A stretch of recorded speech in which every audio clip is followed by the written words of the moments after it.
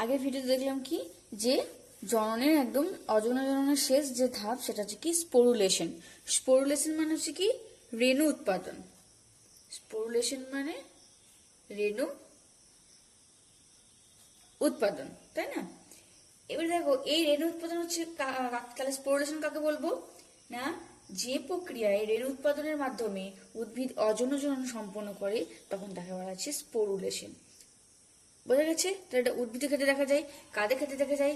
আগের ক্লাসে বলেছি মনেরা, প্রোটিস্টা, ফাঙ্গি, অ্যালগি এদের ক্ষেত্রে দেখা যাচ্ছে। তো নিম্ন শ্রেণীর উদ্ভিদরাই একমাত্র রেণুর মধ্য দিয়ে জীবন সম্পন্ন করে। বিভিন্ন ধরনের রেণু আছে। একটা বলেছিলাম যে স্পোরুলেশন হচ্ছে, একটা হচ্ছে জুস্পোর,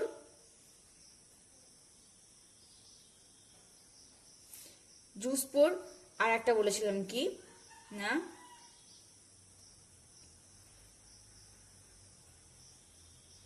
আর একটা হচ্ছে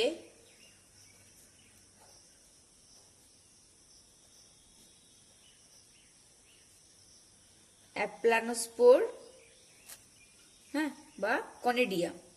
তাহলে এই জুস্পোর কাকে বলবো না? জুস্পোর হচ্ছে, কালকে বলেছিলাম যে এটা মোটাইল স্পোর, অর্থাৎ সঞ্চারণশীল ফ্লাজেলা যুক্ত অযৌন রেণুকে বলা হচ্ছে জুস্পোর। তাহলে জুস্পোর হচ্ছে কি সঞ্চারণশীল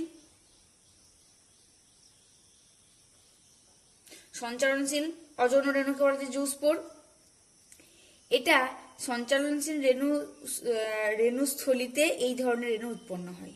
ওকে, এই ধরনের রেণু কিছু সময় জলে সাঁতার কাটার পর তারা কি হয় না নিশ্চল হয়ে পড়ে এবং তাদের ফ্লাজেলাগুলো অদৃশ্য হয়ে যায়। এই রেণু আবার এই রেণুতে দুই ধরনের ফ্লাজেলা দেখা যায়, অর্থাৎ জুস্পোর সঞ্চারণশীল অযৌন রেণুতে দুই ধরনের ফ্লাজেলা দেখা যায়। কি কি সেটা দেখো। তাহলে স্পোরুলেশন হচ্ছে দুই ধরনের বললাম, জুস্পোর আর অ্যাপ্লানোস্পোর। সচল রেণু, অচল রেণু। সচল রেণু হচ্ছে সঞ্চারণশীল অযৌন রেণুকে বলা হয়। এই সঞ্চারণশীল অযৌন রেণু আবার দুই প্রকার, একটা হচ্ছে তোমার হুইপ্লাস ফ্লাজেলা আর একটা হচ্ছে তোমার টিনসেল ফ্লাজেলা। অর্থাৎ জুস্পোর সঞ্চারণশীল অযৌন রেণু, তাদের ক্ষেত্রে কি দেখা যায়? ফ্লাজেলা অবশ্যই বর্তমান থাকে এবং তারা এই ধরনের রেণু যখন জলে কিছুদিন থাকার পর তারা আস্তে আস্তে কি হয় না নিশ্চল হয়ে পড়ে এবং তাদের ফ্লাজেলাগুলো এই জুস্পোর ফ্লাজেলা অদৃশ্য হয়ে যায়। তাহলে হুইপ্লাস হচ্ছে তোমার কি না হুইপ্লেস ফ্লাজেলা হচ্ছে এটা মসৃণ প্রকৃতির। এটা কাদের দেখা যায়? উদাহরণটা লিখে নেবে, ক্লামাইডোমোনাস।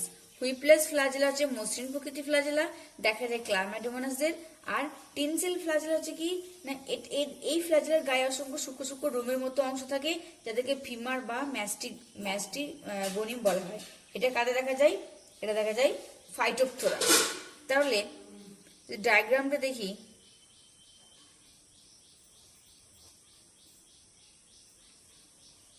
দেখো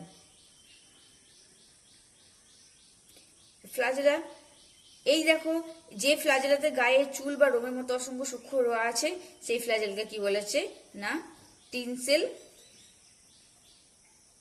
ফ্লাজেলা। আর এই মসৃণ ফ্লাজেলকে বলা হচ্ছে হুইপ্লাস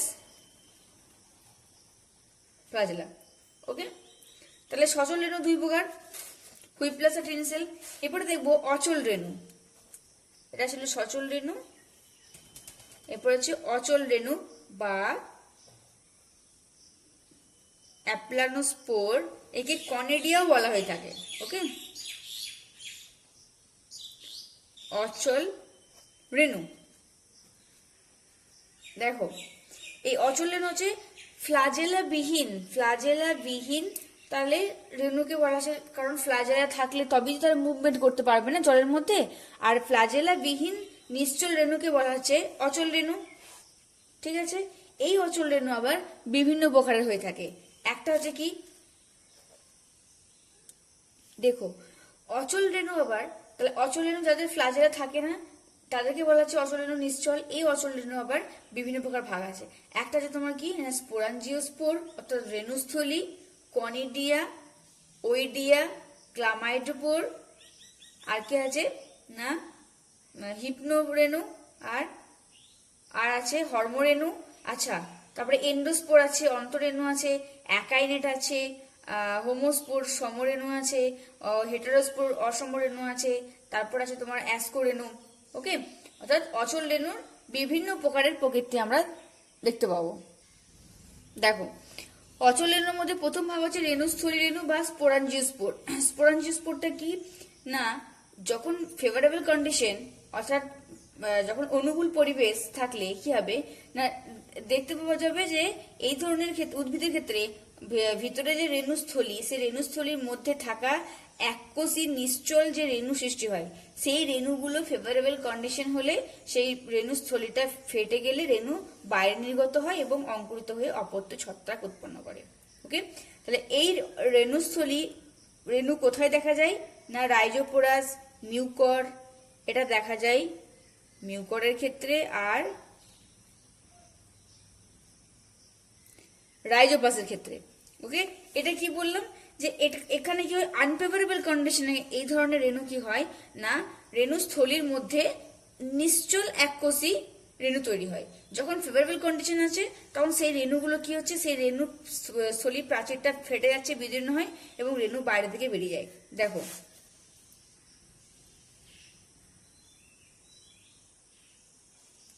ধরে নাও এটা ছত্রাক,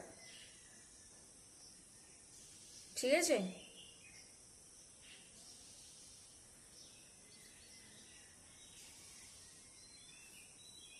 দেখো এগুলো হচ্ছে কি, এগুলো হচ্ছে রেণু। কি রেণু? স্পঞ্জিও রেণু, স্পঞ্জিয়াম। আচ্ছা, এটা হচ্ছে রেণুথলি, থলির মধ্যে রেণুগুলো বর্তমান। এবার যখন এই থলিটা যখন বিদীর্ণ হয়, ভেঙে ফেটে যায়, ফেভারেবল কন্ডিশনে, আনফেভারেবল কন্ডিশনে এইভাবে রেণুগুলো উৎপন্ন হয়ে থাকে। ফেভারেবল কন্ডিশনে এই মিউকর, রাইজোপোরস এদের দেহে কি হয় না, এইভাবে রেণুগুলো বাইরে নির্গত হয়। ওকে, তার জন্য কি বলা হচ্ছে, রেণুস্থলী রেণু। সেকেন্ড হচ্ছে এই সামান্য তোমাদের কিন্তু ডিটেলস খুব বেশি পড়ার দরকার নেই এগুলো, ঠিক আছে, এক্সাম্পল আর জিনিসটা কি সেটা মনে রাখবে। সেকেন্ড ভাগ হলো কি বললাম, কনিডিয়া। কনিডিয়া হচ্ছে এটা ছত্রাক জাতীয় উদ্ভিদের ক্ষেত্রে পাওয়া যায়। কাদের ক্ষেত্রে পাওয়া যায়, এটা এক্সাম্পল হচ্ছে পেনিসিলিয়াম। পেনিসিলিয়াম জাতীয় ছত্রাকের বায়বীয় কাণ্ডে এই কনিডিওফোর থেকে অসংখ্য কনিডিয়া উৎপন্ন হয়। কনিডিয়া এক বা একাধিক সারিতে সজ্জিত থাকে এবং প্রতিটি কনিডিয়া গোলাকার এবং সূক্ষ্ম প্রাচীরযুক্ত কনিডিওফোর থেকে বিচ্ছিন্ন হয়ে কি করে, অঙ্কুরিত ছত্রাক উৎপন্ন করে। দেখো ডায়াগ্রামটা, দেখো এটা হচ্ছে তোমার কি কনিডিয়া ডায়াগ্রাম। তাহলে কাদের ক্ষেত্রে দেখা যায় বললাম, প্রথমে এক্সাম্পল মনে রাখবে, পেনিসিলিয়ামদের ক্ষেত্রে দেখা যায়। কি বললাম যে দেখো এর যে বায়বীয় কাণ্ড, পেনিসিলিয়ামের যে বায়বীয় কাণ্ড, তার যে বর্ধিত অংশ, সেখানে কি হচ্ছে, অসংখ্য এই যে কনিডিয়া একটা চেনের মতো ভাবে শৃঙ্খল এগুলো উৎপন্ন হচ্ছে, তাই না? এই কনিডিয়া কি হচ্ছে, এক বা একাধিক সারিতে সজ্জিত থাকে এবং প্রতিটি কনিডিয়াম কি হচ্ছে না, এই মাতৃ অর্থাৎ অরিজিনাল যে বডি সেখান থেকে বিচ্ছিন্ন হয়ে গিয়ে তারা কি করছে, আবার নতুন করে অঙ্কুরিত কনিডিয়া উৎপন্ন করছে, অর্থাৎ ছত্রাক উৎপন্ন করছে। ওকে, তাহলে এই কনিডিওফোর এখান থেকে কনিডিয়াগুলো বিচ্ছিন্ন হয়ে তারা অঙ্কুরিত অপত্য ছত্রাক উৎপন্ন করছে। দেখো এই পোর্শনটা, এই পার্টটা। ওকে, আচ্ছা নেক্সট বলেছিলাম ওইডিয়া। দেখো অচল রেণুর 3 নম্বর ভাগ হচ্ছে ওইডিয়া। ওইডিয়া কাদের দেখা যায়, হচ্ছে অ্যাগারকাস। এটা এক্সাম্পল হচ্ছে অ্যাগারিকাস। এই এক্সাম্পলগুলো মনে রাখবে কিন্তু। স্পোরাঞ্জিওস্পোর দেখা যায়, মিউকোরাইজোফোর, কনিডিয়া, পেনিসিলিয়াম। ডায়াগ্রামগুলো ইমাজিন করে রাখবে, তাহলেই বুঝতে পারবে যে কোন পোর্শনটা কিভাবে রেণু উৎপন্ন করছে, রেণু থেকে নতুন অঙ্কুরিত সেই উদ্ভিদে জন্মাচ্ছে।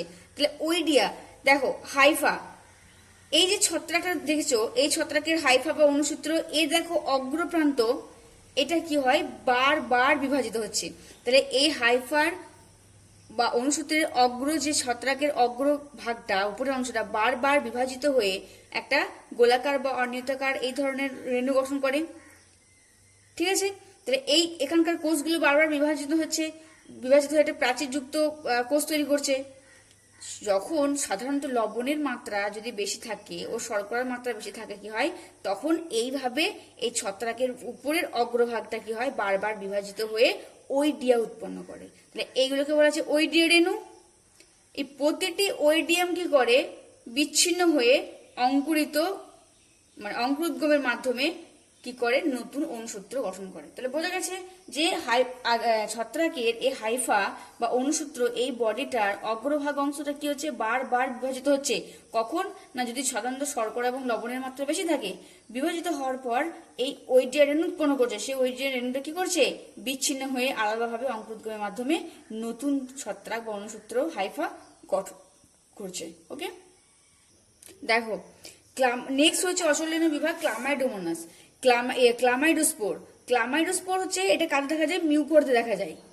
প্রতিকূল পরিবেশে আনফেভারেবল কন্ডিশনে কি হয়, অনেক ছত্রাক আছে যারা তাদের মানে ছত্রাকের কোষ খাদ্য সঞ্চয়ের কি করে, ফলে আয়তনে বৃদ্ধি পায়। তাহলে অনেক ছত্রাক আনফেভারেবল কন্ডিশনে তাদের সেলের মধ্যে খাবারকে জমা করে রাখে, গ্লাইকোজেন, স্নেহ পদার্থ। তো জমা করার ফলে তাদের কি হয়, আয়তনটা বেড়ে যায় এবং গোলাকার বা ডিম্বাকৃতি ধারণ করে। এই ধরনের রেণুর কোষ প্রাচীর স্থূল হয়, মোটা হয়, কারণ খাদ্য সঞ্চয় থাকে। ক্লামাইড রেণু যখন অনুকূল পরিবেশ পায়, ফেভারেবল কন্ডিশন পায়, তখন কি হয়, সে এখান থেকে অঙ্কুরিত হয়ে নতুন করে আবার অনুসূত্র গঠন করে। দেখতে পাচ্ছ কি হয়েছে, ফেভারেবল কন্ডিশনে আবার নতুন করে অনুসূত্র গঠিত হচ্ছে, এভাবে বৃদ্ধি পেতে থাকছে। তাহলে ক্লামাইডোস্পোর বোঝা গেছে। দেখো হিপ্রোস্পোর, এটা দেখা যায় কাদের না, ক্লামাইডোমোনাসের ক্ষেত্রে দেখা যায়। এরা কি করে না, প্রচুর পরিমাণে খাদ্য সঞ্চয় করে, প্রাচীরটা দৃঢ় হয়। এই দৃঢ় প্রাচীর বিশিষ্ট অচল রেণুকে বলা হয়েছে হিপ্নোরেণু। তাহলে আমরা দেখতে পাচ্ছি যে বিভিন্ন উদ্ভিদ তাদের বডির পার্টসকে বিভাজনের ফলে আনফেভারেবল কন্ডিশন বিভাজন করে, যখন ফেভারেবল কন্ডিশন আসে তখন সেখান থেকে বিচ্ছিন্ন হয়ে আলাদা হয়ে তারা অঙ্কুরিত ভাবে তারা কি করছে, জন্ম সম্পন্ন করছে। ওকে, বুঝে গেছে। আচ্ছা, তাহলে হাইপারস্পোর, এটা হিপ্নোস্পোর কাজে দেখা যায়, ক্লামাইডোমোনাসের ক্ষেত্রে দেখা যায়। দেখো হরমোস্পোর কাজে দেখা যায়, নস্টক দেখা যায়, অ্যানাবিনা নস্টক এদের দেখা যায়।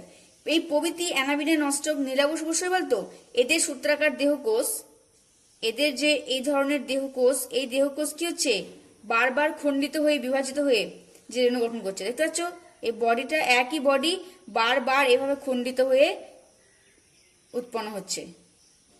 ওকে, তাহলে একে বলা যায় হরমোস্পোর। কাতে দেখা যায়, নষ্টকে দেহে। কি বললাম, যে নীলাভ সবুজ শৈবালের সূত্রাকার দেহ খণ্ডিত হয়ে বা বারবার বিভাজিত হয়ে রেণু গঠন করে, তাকে বলা যায় হরমো রেণু। দেখো এন্ডোস্পোর কাতে দেখা যায়, ব্যাকটেরিয়া এবং ডার্মো কার্পাসের ক্ষেত্রে দেখা যায়। ওকে, এটা হচ্ছে এককোষী শৈবাল। এদের ভিতরে এককোষী শৈবালের দেহের ভিতরে এন্ডোস্পোর যেহেতু বলেছি, তাহলে শরীরের ভিতরের দিকে রেণু তৈরি হয় এবং সেই রেণু প্রতিকূল পরিবেশে বেঁচে থাকার জন্য, প্রতিকূল পরিবেশে তারা বেঁচে থাকে, সেই জন্য তাদের দেহের ভিতরে রেণু গঠিত হয়। এবং কি হয়, যখন সেই ভিতরের কোষের প্রাচীর যখন আস্তে আস্তে মোটা হতে থাকে, তখন সেটা বিদীর্ণ হয়ে সেই রেণু কি হয়, বাইরে বেরিয়ে এসে তারা বৃদ্ধি করে। দেখো নষ্টকদের ক্ষেত্রে আরো এক ধরনের জন্ম দেখা যায়, সেটা হচ্ছে অ্যাকাইনেট। এই অ্যানাবিনা নষ্টক তো নীলাভ সবুজ শৈবাল, তাই না? এই নীলাভ সবুজ শৈবাল প্রতিকূল অবস্থাতে তারা শুষ্ক পরিবেশে খাদ্যাভাবের সময় কি করে, কোষের মধ্যে খাদ্য সঞ্চয় করে, লম্বা হয়, কোষ স্থূল হয়, তাদের প্রাচীর কি করে না, বিশ্লিষ্ট হয়ে ভেঙে গিয়ে কি করে, যে রেণু গঠন করে, তখন তাকে বলা হচ্ছে অ্যাকাইনেট। তাহলে বোঝা গেছে, এই শৈবাল, নীলাভ সবুজ শৈবালেরা তারা আনফেভারেবল কন্ডিশনে খাদ্যটাকে নিজেদের মধ্যে সঞ্চয় করে রাখে। সঞ্চয় করার ফলে কি হয়, কোষের আকার বাড়তে থাকে, কোষ লম্বা হতে থাকে, যার ফলে কোষের প্রাচীর বিশ্লিষ্ট হয়ে ভেঙে গিয়ে যে রেণু গঠন করছে, তখন তাকে বলা হচ্ছে অ্যাকাইনেট রেণু। দেখো তারপর হচ্ছে তোমার কি, হোমোস্পোর বা সমরেণু। হোমোস্পোর বা সমরেণু কাজে দেখা যায় না, রিসিয়া নামক ব্রায়োফাইটা এবং লাইকোপোডিয়াম নামক টেরিডিফাইটা দেখা যায়। যখন কোনো রেণুস্থলিতে উৎপন্ন রেণুগুলো সম আকৃতি সম্পন্ন হয়ে থাকে, প্রায় একই ধরনের আকৃতি সম্পন্ন, তখন তাদেরকে বলা হচ্ছে হোমোরেণু বা হোমোস্পোর বা সমরেণু। বোঝা গেছে? তাহলে কাজে দেখা যায় ব্রায়োফাইটা এবং টেরিডোফাইটার ক্ষেত্রে হোমোস্পোর বা সমরেণু দেখা যায় যখন কোনো রেণুস্থলিতে রেণুগুলো যখন একই প্রকৃতির ভাবে গঠন সজ্জারীতি অবস্থান করে, তখন তাকে বলা হচ্ছে হোমোস্পোর বা সমরেণু। দেখো হেটারোস্পোর বা অসম রেণু, এটা কাদের ক্ষেত্রে দেখা যায়? এটা দেখা যায় না সেলাজিনেলাস সেলাজিনেলার ক্ষেত্রে দেখা যায় কি হেটারোস্পোর বা অসম রেণু। দেখো এদের কিন্তু রেণুর গঠন একই প্রকৃতির নয়, দুটি পৃথক দেখো রেণু, আলাদা আলাদা রেণু গঠন, তাই না? একটা বৃহৎ রেণু আর একটা হচ্ছে কি ক্ষুদ্র রেণু।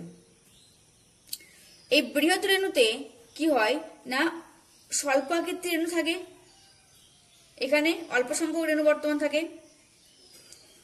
তাদেরকে বলা হচ্ছে ক্ষুদ্র আকৃতির রেণুর মধ্যে একটা ক্ষুদ্র আকৃতির রেণু আছে আর একটা আছে তোমার বৃহৎ আকৃতির রেণু।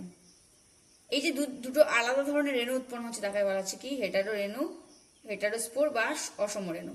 ক্ষুদ্র রেণুগুলোকে বলা হচ্ছে মাইক্রোস্পোর, যা অঙ্কুরিত হয়ে পুংগামেট গঠন করে, আর বৃহৎ রেণুগুলোকে বলা হচ্ছে মেগাস্পোর, অর্থাৎ অঙ্কুরিত হয়ে স্ত্রী গ্যামেটোফাইট উৎপন্ন করে। দেখো অ্যাসকোস্পোর, এটা কাদের দেখা যায়? অ্যাসকোবোলাস দেখা যায়, এটা হচ্ছে কিন্তু ছত্রাক। এদের ছত্রাকের দেহের দেখো এই যে এই ধরনের রেণু উৎপন্ন হয়েছে অ্যাসকাসের মধ্যে, এটা অ্যাসকাসের বডি, অ্যাসকাস ছত্রাক, তার দেহের মধ্যে দেখো যে এই ধরনের রেণু উৎপন্ন হয়। ওকে, তাহলে অ্যাসকাস এর ছত্রাকের ফল দেহে মানে যেটা উৎপন্ন হচ্ছে, ফল দেহে বা অ্যাসকোকার্পে লম্বা অ্যাসকাসের মধ্যে কি হচ্ছে যে রেণুগুলো উৎপন্ন হচ্ছে, অর্থাৎ এক কথায় ছত্রাকের দেহে যে এই ধরনের রেণু উৎপন্ন হয় তখন তাকে বলা হচ্ছে অ্যাসকো রেণু। আর একটা লাস্ট যেটা আছে দেখো, অ্যাসকোস্কোপের ক্ষেত্রে হচ্ছে তোমার ভিতরের দিকে রেণু উৎপন্ন হয়, আর ব্যাসিডিও রেণুর ক্ষেত্রে হচ্ছে এটা বাইরের দিকে রেণু উৎপন্ন হয়।